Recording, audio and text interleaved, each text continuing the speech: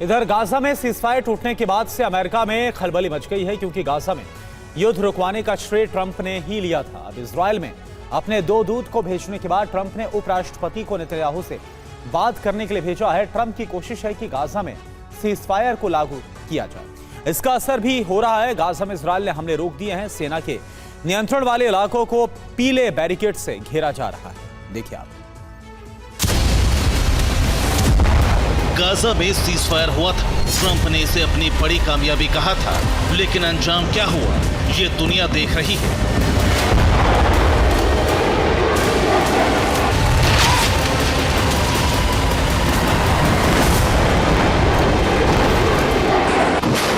Gaza में फिर पहले जैसा हाल है। एक तरफ हमास हमले कर रहा है तो दूसरी तरफ इजरायली सेना बम बरसा रही है। अब सवाल ट्रंप की साख का है, क्योंकि उन्होंने ही गाजा में सीजफायर करवाया था।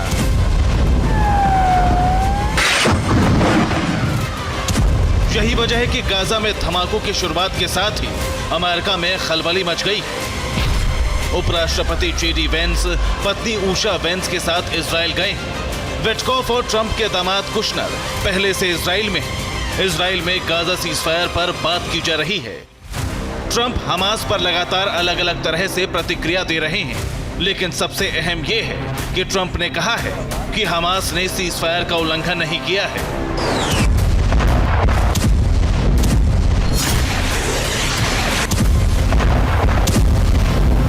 ट्रंप की कोशिशों का ही नतीजा है कि नेतन्याहू और हमास दोनों पर प्रेशर पड़ा है। सोमवार को गाजा में हालात सामान्य रहे। इजरायल में गाजा से एक बंधक का शव पहुंचा। इजरायल ने सहायता वितरण फिर से शुरू करने की अनुमति दी। इजरायल ने हमास पर 2 सैनिकों पर हमले का आरोप लगाया था, जिसके बाद इजरायली सेना ने कई हमले किए थे।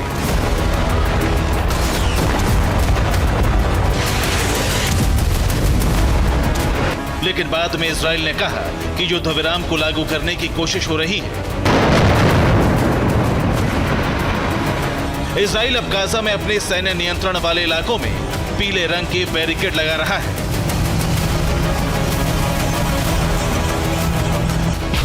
गाजा में 53% इलाके सेना के नियंत्रण में है। पीली रेखा को क्रॉस न करने की चेतावनी दी गई।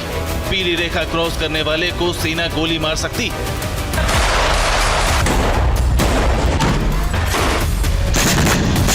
ट्रंप के मुताबिक हमास के नेता अमेरिका के संपर्क में हैं और सीजफायर को लागू रखने के पक्ष में हैं। लेकिन दूसरी तरफ ट्रंप ने हमास को चेतावनी भी दे दी है। ट्रंप ने कहा है कि हमास एक हिंसक ग्रुप है और उन्होंने जो काम किया वो नहीं करना चाहिए था। अगर वो हिंसा करते रहे तो उन्हें मिटा दिया जाएगा और ये बेहद तेज रफ्तार से होगा। हमास को चेतावनी दी गई है तो दूसरी तरफ ट्रंप के दूत नेतन्याहू को समझाने की कोशिश कर रहे हैं। नेतन्याहू के मुताबिक हमास को सेना पर हमले की कीमत चुकानी होगी। इजरायल हमास की किसी भी गुस्ताखी का तुरंत जवाब देगा। इजरायल की सेना पर हमले से गाजा में तबाही आ सकती है।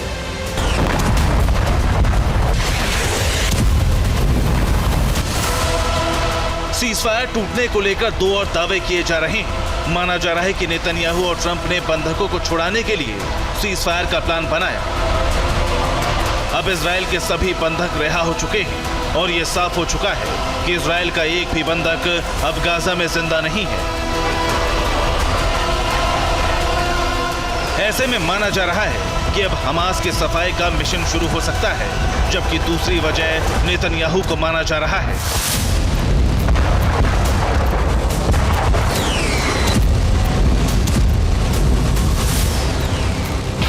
नेतन्याहू पर भ्रष्टाचार के मामले चल रहे हैं। कोर्ट से नेतन्याहू दोषी करार दिए जा सकते हैं। नेतन्याहू को करप्शन की वजह से इस्तीफा देना पड़ सकता है। इसलिए यह भी कहा जा रहा है कि नेतन्याहू जानबूझकर युद्ध को लंबा खींचने की कोशिश कर रहे हैं। रह रहकर गाजा में हमास पर आरोप लगाकर हमले की शुरुआत करा सकते हैं। तो अरब रीजन में शांति स्थापना की कोशिश के बीच ईरान के मोर्चे पर कुछ ऐसा हुआ जिससे क्षेत्र में जंग के बादल गहरा गए। अभी तक न्यूक्लियर पर खामोश ईरान के सर्वोच्च नेता ने इस बार सीधे ट्रंप को चेतावनी दी और इस चेतावनी की वजह अमेरिकी सैटेलाइट ने तलाश भी ली। अब क्या है वो चेतावनी? जिसने जंग का माहौल है जो गर्मा दिया है। इस रिपोर्ट में आप अमेरिका और इजराइल की मध्य पूर्व में बढ़ी हलचल ने पूरे अरब रीजन को अशांत क्षेत्र में बदल दिया है।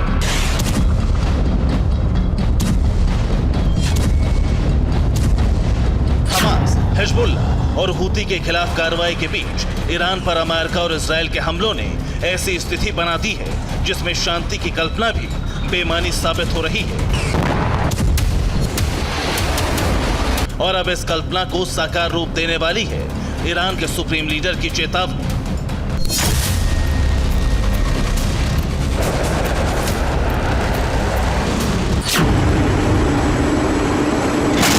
इस बयान के कई मायने निकाले जा सकते हैं, लेकिन जैसे ही इस बयान की विषय वस्तु पता चलती है वैसे ही बयान एक अर्थ में सिमट जाता है।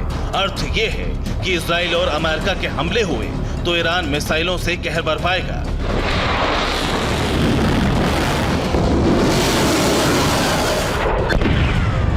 लेकिन सवाल ये है कि क्या ये मिसाइलें घातक साबित होंगी? इस सवाल का जवाब भी खामनेई ने दे दिया है।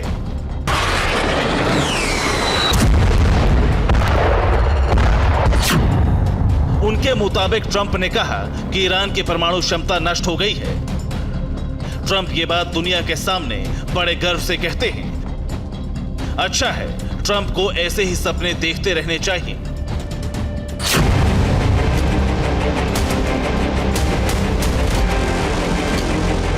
खामनेई ने यह बात अपने सोशल मीडिया प्लेटफॉर्म के जरिए एक पोस्ट में कही है, इसीलिए इसका असर भी ज्यादा है, क्योंकि अब तक परमाणु संयंत्र से जुड़ा कोई भी बयान ईरान के सुप्रीम लीडर ने अमेरिका के खिलाफ नहीं कहा था, पर अब उन्होंने घोषणा कर दी है कि उनका कार्यक्रम बंद नहीं होगा और इस घोषणा के साथ ही कार्यक्रम की पुष्टि भी हो गई।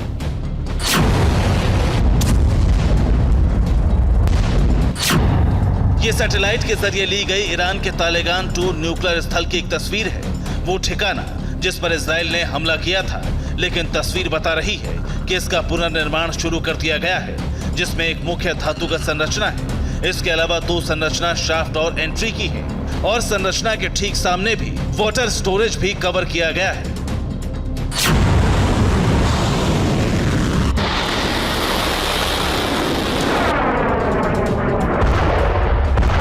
यानी हमले के खतरे से निपटने के लिए ईरान ने खुलेआम अपने न्यूक्लियर सेंटर को मजबूत ढांचे से ढकना शुरू कर दिया है, जिसका सीधा मतलब है कि ईरान को हमले का डर है और मुमकिन है कि ये डर गाजा युद्ध विराम के बाद ईरान पर हमले का हो, क्योंकि ट्रंप पहले ही मध्य पूर्व में पुनर्निर्माण शुरू करने का ऐलान कर चुके हैं और उनके नक्शे में गाजा से लेकर यमन तक का क्षेत्र शामिल है।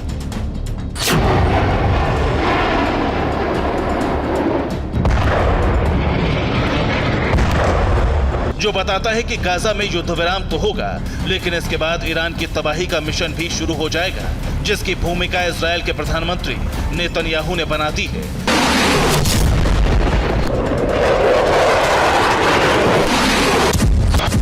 दरअसल इस घेराव का मतलब हमास का घेराव नहीं है, बल्कि ये ईरान का घेराव है।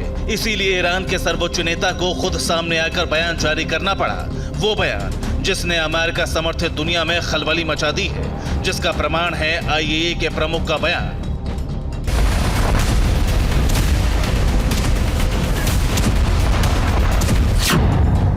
राफेल ग्रोसी ने दावा किया है कि ईरान का संवर्धित यूरेनियम का ठिकाना उन्हें पता है। संस्था को विश्वास नहीं है कि ईरान ने कुछ भी छिपाया है। उच्च संवर्धित यूरेनियम और मात्रा का अनुमान गलत है।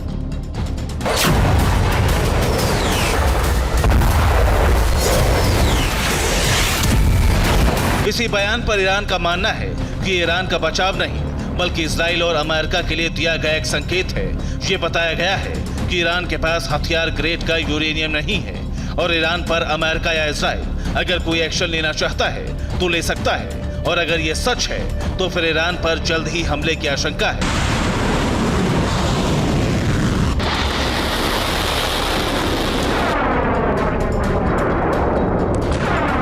Bureau report, TV9 Bharatvarsh.